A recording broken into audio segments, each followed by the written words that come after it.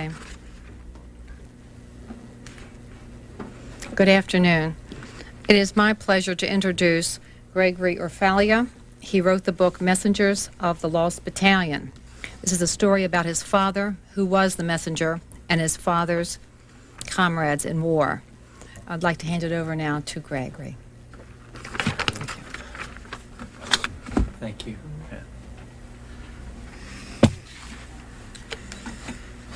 Let me get my logistics right here. It's a pleasure to be here. I can block at least one book. It is indeed a pleasure to be here. Last time we were here was somewhat more trying circumstances, which I'll try and describe toward the end of the talk. My dear friend Colonel Doug Dillard, who was a member of the 551st Parachute Infantry Battalion in World War II, joked when he heard that we'd been invited to give a talk and a signing at the Pentagon bookstore. He said, "Greg, you better make sure there's a back entry. We might have to use it." I'm pleased to say, Doug, they let us in the front.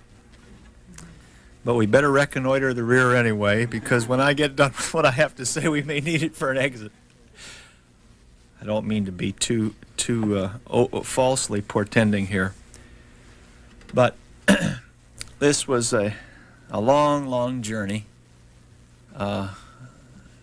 for me, and in some ways for the men I wrote about, because they became in some ways silent co-authors in telling the story of a battalion that had been lost to history, lost to official Army records,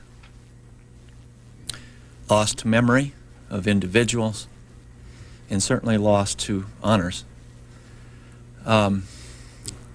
Not the most auspicious end for a battalion that took the worst or the second worst casualties at the greatest battle the U.S. Army ever fought, which is the Battle of the Bulge. 84% casualties. The 551st Parachute Infantry Battalion was a highly unusual unit, perhaps in some ways a kind of forerunner of the Special Forces that we have today. They were an independent parachute battalion that was attached to various units over the course of 3 years of the war, from November 1942, when they were formed, to their destruction at the Bulge on January 7th, 1945. So in a sense, they were a fire brigade moved all over the map. At one point, they were in Panama, protecting the canal against Nazi capture, or, for that matter, captured by the Japanese. I think they're probably one of the only units. I haven't been able to really validate this, but it may be true that they're one of the very few units that fought, in a sense, in both theaters, the Pacific and Europe, because the Pacific touches Panama. Well, let me give you a little sense of why I wrote the book and talk a bit about why the battalion was so unique, and then also perhaps to address toward the end here the question of the presidential unit citation. The battalion has been considered for this for several years now, particularly during the World War II Commemoration Committee's efforts with regard to the 50-year anniversary of the war. This book began in a kind of personal crisis for me. It really got its origin in some ways with the sort of tragic shooting deaths of my father and sister in August of 1945. I'd been writing for about 10 years, and I had published, actually at that point I hadn't published a book, I was just about to. But like I say, I was an active writer and researcher, and I just stopped cold.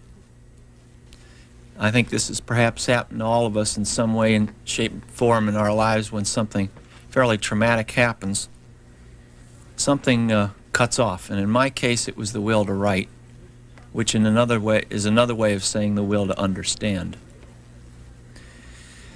My father, his name was Arif Orfala. Arif in Arabic means the knowing one. He knew a lot about the war. He lived it. But he spoke very, very little of it to me. Again, not untypical of that generation of World War II veterans. What I did know was that he loved to ride a motorcycle and, in fact, had been the motorcycle messenger for the 551st Commander, Colonel Wood Yerg. He would disappear sometimes in civilian life on his cycle. We lived in Los Angeles, go out to the Mojave Desert, and we wouldn't see him for 2-3 days, and he'd come back and say, extremely refreshing. Who knows what parts of the war were, flying by him in the desert at that time. Well, a couple of years went by after he and my sister died. In 1988, I was wandering through a small independent bookstore just like this one.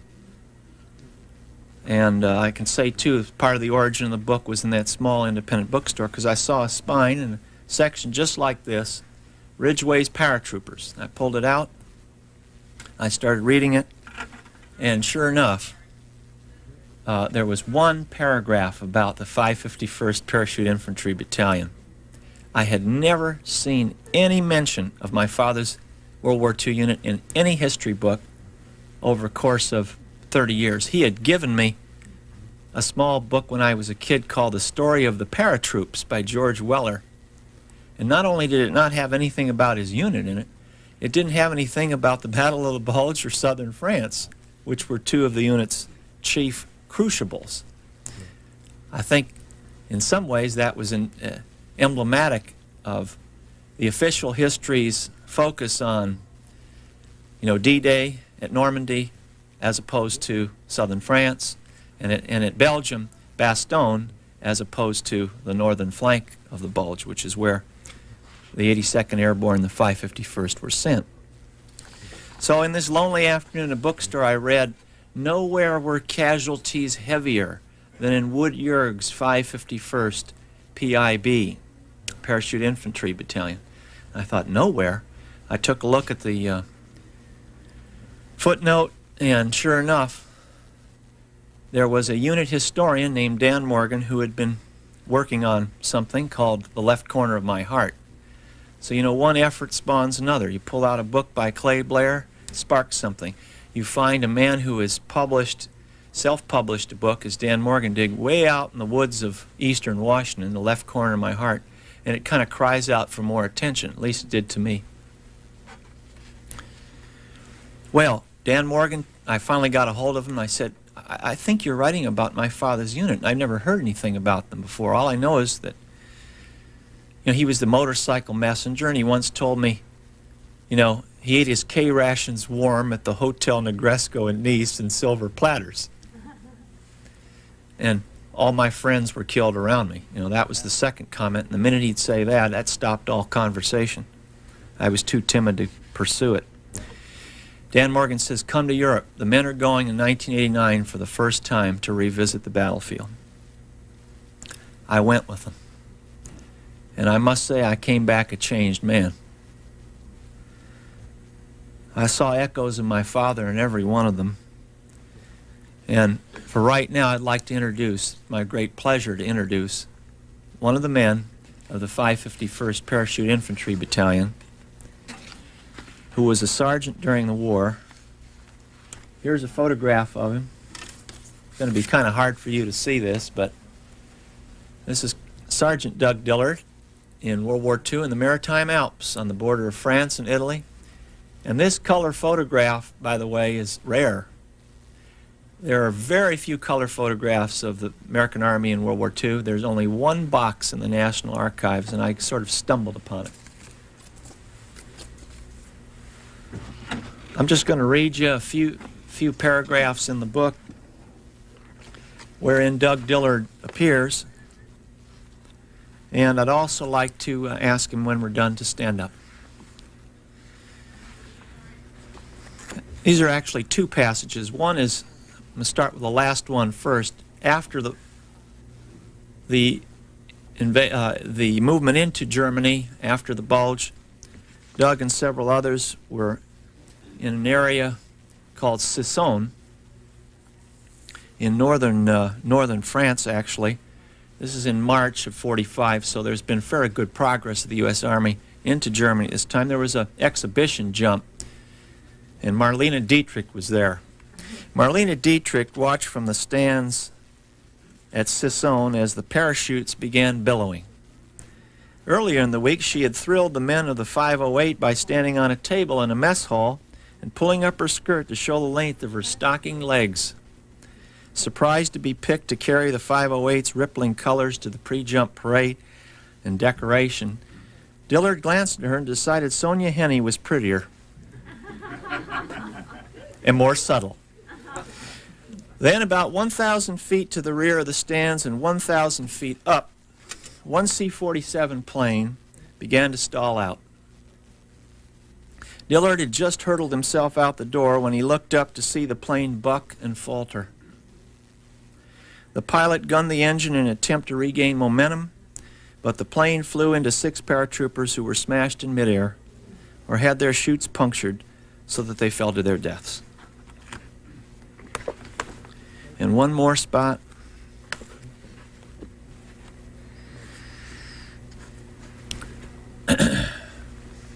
Dick, are you here? Captain Dick Durkee. This is a scene with both Doug as Sergeant Dillard now and Lieutenant Dick Durkee of A Company. A Company in the 551st went from, roughly 200 men, 150 to 200 men, to 7. And Dick Durkee was the last officer in the group. I don't know if any of you have ever read about the history of fixed bayonet attacks, but they pretty much stopped in the 19th century. Okay, here's one of 2 documented fixed bayonet attacks in World War II. Now we're at the Bulge, and we're on January 4th, 1944, as the Americans are pushing back the Germans ever so slowly in a very tough fight that is really underrepresented in the history of that counteroffensive, as opposed to when the Germans pushed into Belgium. This is pushing them back. The Goyas, I use the term Goyas, by the way. Better be careful here on a little censorship, but Goya means get off your ass. That was the phrase that the colonel used to identify his men. He called them the Goya birds, so all throughout the book I refer to the men as the Goyas. The Goyas were crushing snow into a vast solitude. They were not the only ones. At about 9 a.m. that morning, General Kittel, Friedrich Kittel, the head of the German 62nd Volksgrenadiers, reported that with the American paratroopers pressing forward, backing the Germans ever more tightly toward the Somme River, his own contact with the 190th and 164th Volksgrenadier regiments was cut off. Thus, the 62nd Division of the Germans was itself being fractured into many isolated parts in the snow.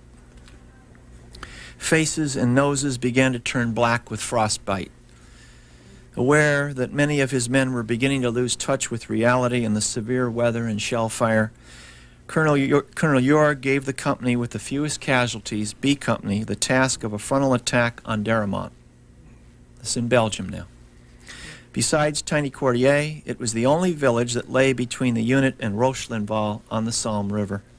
C Company would circle around on the left flank.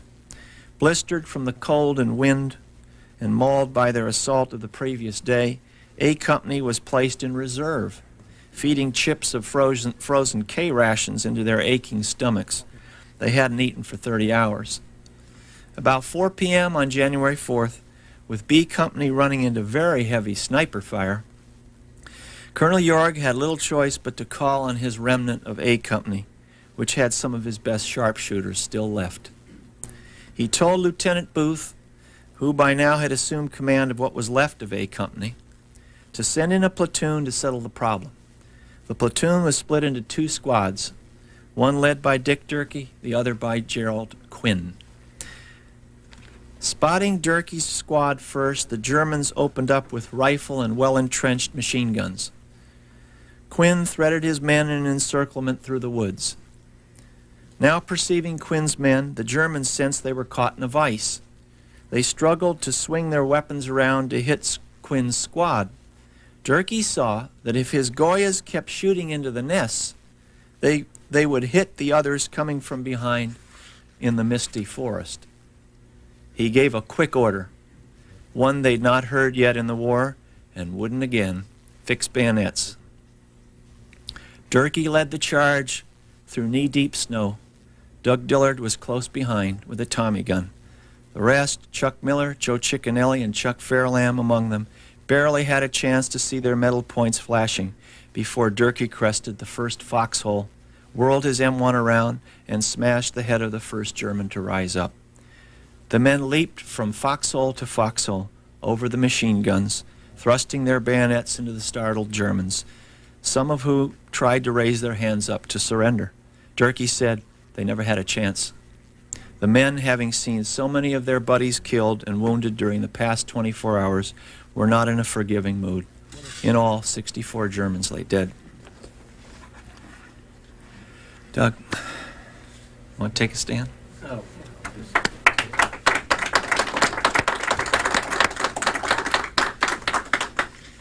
Well, I'll just proceed a little bit more and then entertain your questions.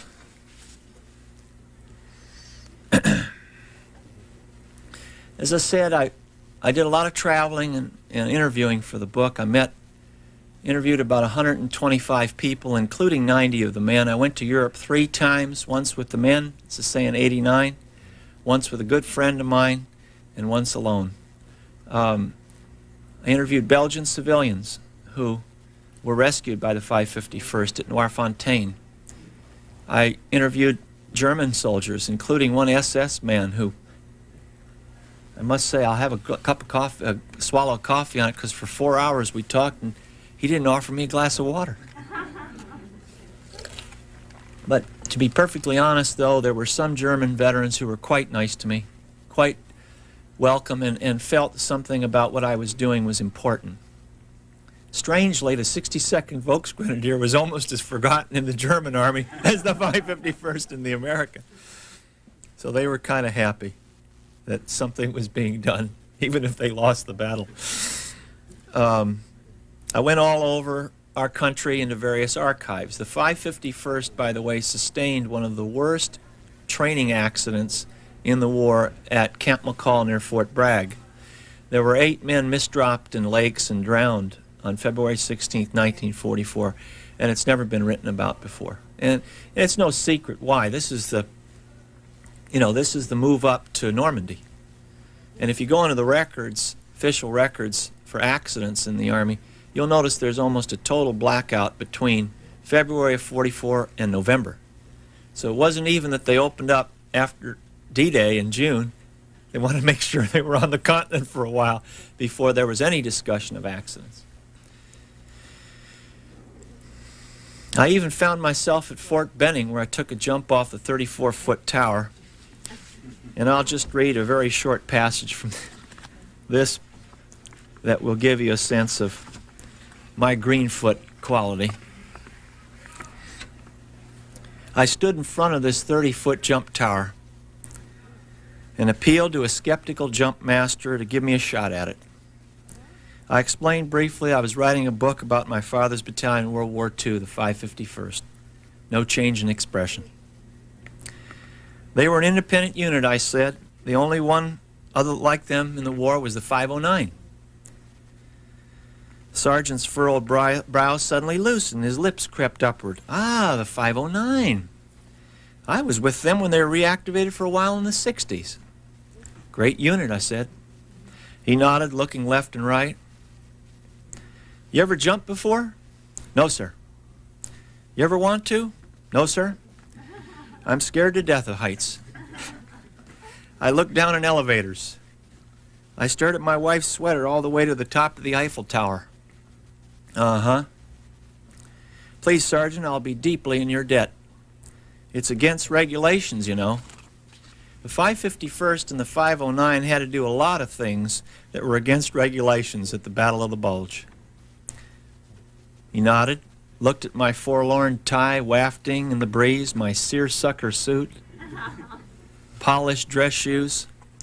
Nice shoes. He smiled. Well, I try. All right, hook 'em up.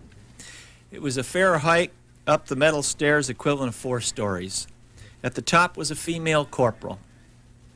Thank God for women. A yard to my left was an open ledge 34 feet to the ground. I'm going to clamp your static line on the guide wire, and when I say go, you don't hesitate, she said. You go. Thank God for tough, lovely women and for orders. If she had said, go when ready, I'd still be up there.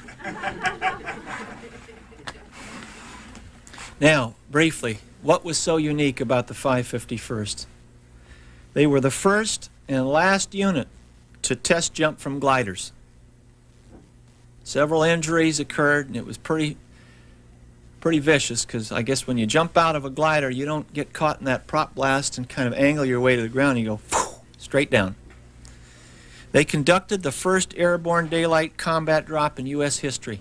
That's Operation Dragoon, August 15th, 1944, southern France. They captured the first German general of the war in Europe, Ludwig Berenger, Dragonow. They were the first American unit to liberate Nice and Caen. They took, as I said before, 84% casualties at the Bulge. They went from 641 men to 110 in 5 days, which is the worst, or as I say, second worst, depending on how you calculate it, casualty rate in the Battle of the Bulge. Instead of becoming one of the most heralded units in U.S. history, they were forgotten and thrown away. Their records were burned in the field. After protesting the last attack on Rochellenval, their commander was killed in action. He was the only battalion commander in the 82nd killed during that campaign. They were disbanded at the end of January 1945. They never received even the Belgian Croix de Guerre, which was given to people in mess units for just standing in Belgium. They did not receive there's no insignia in McCarthy Hall down at Benning, where you have the insignias of every paratroop unit that's ever jumped, ever fought for the U.S. Army. It's not there.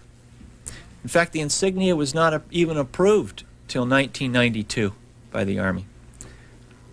And then finally in 1995, the unit was denied the Presidential Unit Citation on August 29th, when all of Washington, D.C. and the press corps are out, at the beach. Signed by Assistant Secretary of the Army Sarah Lister, said they didn't meet the criterion. Gentlemen and ladies, if this unit does not meet the criterion of the Presidential Unit Citation, I can tell you, don't take my word for it. Take General Norton's word for it. 3-star general at the Battle of the Bulge. No unit deserves it. And I will read from General Norton's comment now, and I'll then take your questions.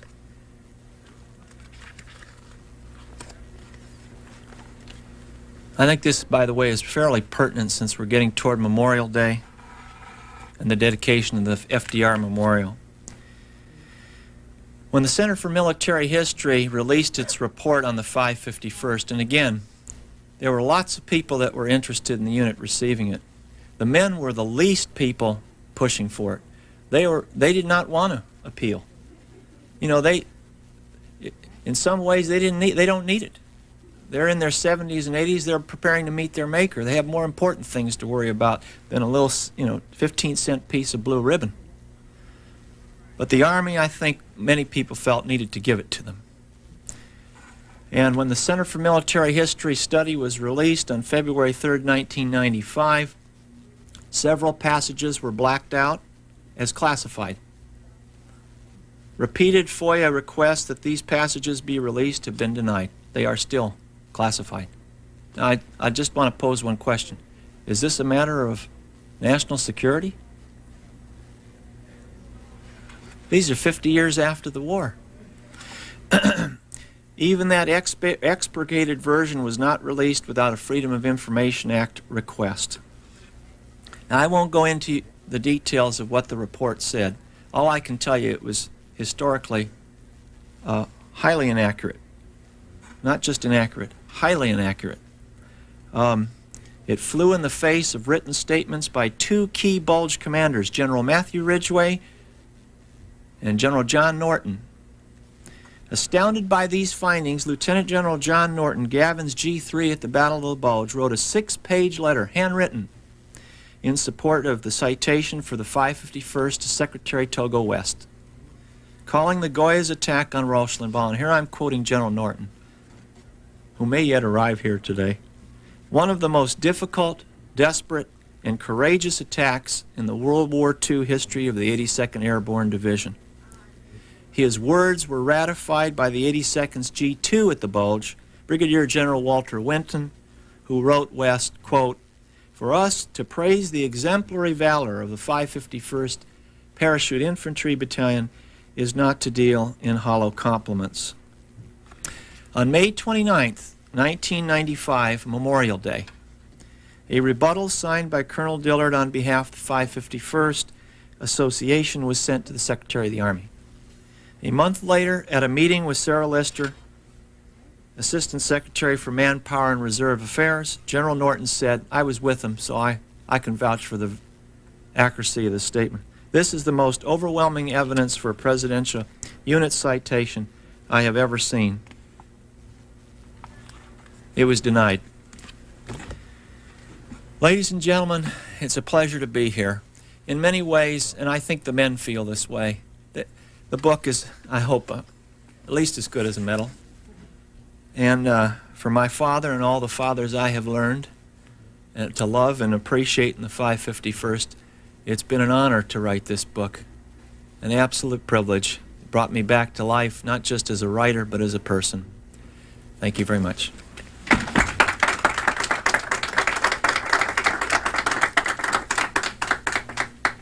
I'll take your questions.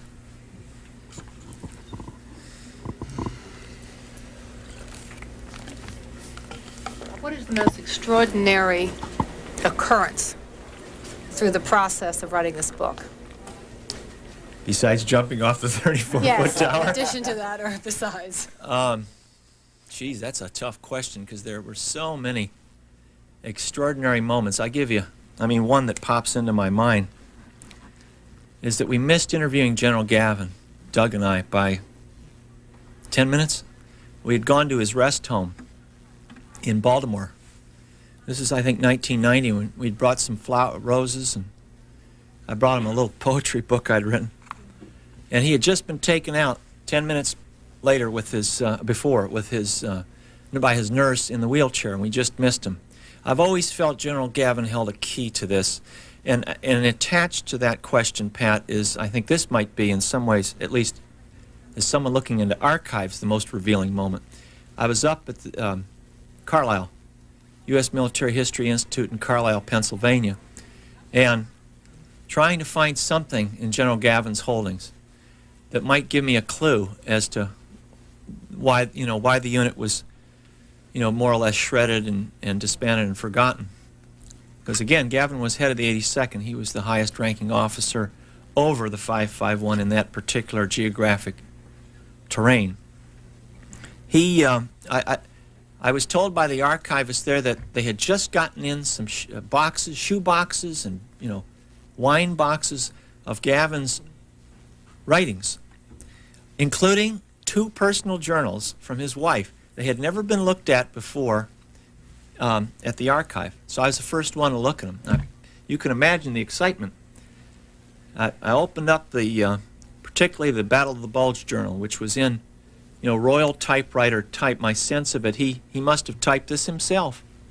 It was loose leaf, so he probably used the leaves and attached them into a little notebook. I think it was January 15th, 1945, where, he said something that my eyes riveted on. My 551. My 551, not the 551. So for a second, I noticed not only that he mentioned the unit, which he had never mentioned in any published writings, and he was a copious writer, General Gavin, a very fine commentator on both military strategy, the history of World War II, the history of the space age, or military planning in the space age. My 551 took terrible, casualties. I don't have the exact language right in front of me. It's in the book, though. He wrote 3 sentences about them, about how terrible the frostbite was and the gunshot wounds, that they had to be removed. He never had mentioned them, like I say, in his official writing. And every other unit he mentions, he only mentions 3 units in his diary. None of them have that much material. So it told me something. You know, General Gavin himself felt bad about what happened, obviously. It had touched his conscience. But he couldn't quite bring himself to talk about it, you know, on the record.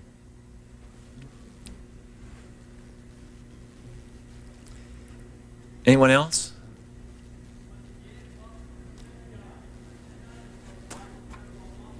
Well, I'd be happy to chat with you later if you wish, and if any of you want to get the book, I'd be honored to sign it for you. Thank you.